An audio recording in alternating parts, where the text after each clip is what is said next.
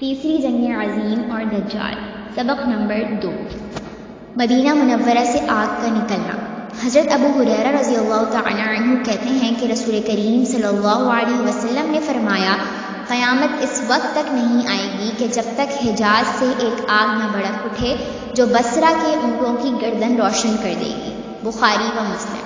فائدہ، اس حدیث میں جس آگ کا ذکر آیا ہے، اس آگ کے بارے میں حافظ ابن کثیر اور دیگر مؤرخین کا کہنا ہے کہ اس آگ کے نمودار ہونے کا حادثہ پیش آ چکا ہے۔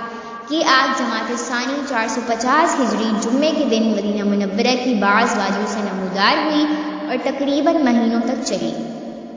راویوں نے اس کی کیفیت دیکھی ہے کہ اچانک حجاز کی جانب سے وہ آگ نمودار ہوئی اور ایسا معلوم ہوتا تھا کہ آگ کا پورا ایک شہر ہے اور اس میں قلعہ یا برج اور کنگوری جیسی چیزیں موجود ہیں۔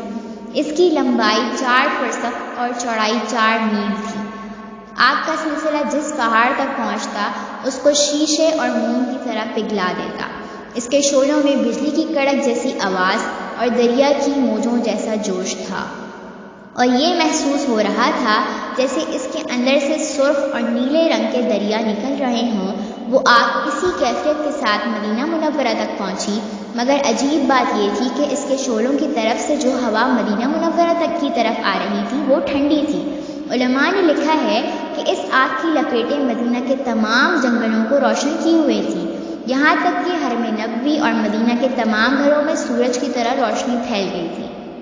لوگ رات کے وقت اس کی روشنی میں اپنے سارے کام کاج کرتے تھے، بلکہ ان دنوں میں اس علاقے کے اوپر سورج اور چاند کی روشنی بھی ماند ہو گئی تھی۔ مکہ مکرمہ کے بعض لوگوں نے یہ شہادت دی کہ وہ اس وقت یمامہ اور بصرہ میں تھے تو وہ آگ انہوں نے وہاں بھی دیکھی۔ اس آگ کی عجیب خصوصیات میں سے ایک یہ تھی کہ یہ پتھروں کو تو جلا کر کوئلہ کر دیتی تھی، لیکن درختوں پر اس کا کوئی اثر نہیں ہوتا تھا۔ کہتے ہیں جنگل میں ایک بہت بڑا پتھر تھا جس کا آدھا حصہ حرم مدینہ کی حدود میں تھا اور آدھا حصہ حرم مدینہ سے باہر تھا۔ آگ نے اس آدھے حصے کو جلا کر کوئلہ کر دیا جو حرم مدینہ سے باہر تھا، لیکن جب آگ اس حصے تک پہنچی جو حرم میں تھا تو ٹھنڈی پڑ گئی اور پتھر کا وہ آدھا حصہ بالکل محفوظ رہا۔ بصرہ کے لوگوں نے اس بات کی گواہی دی کہ ہم نے اس رات آگ کی روشنی میں جو حجاز سے ظاہر ہو رہی تھی بصرہ کے اونٹوں کی گردنوں کو روشن دیکھا۔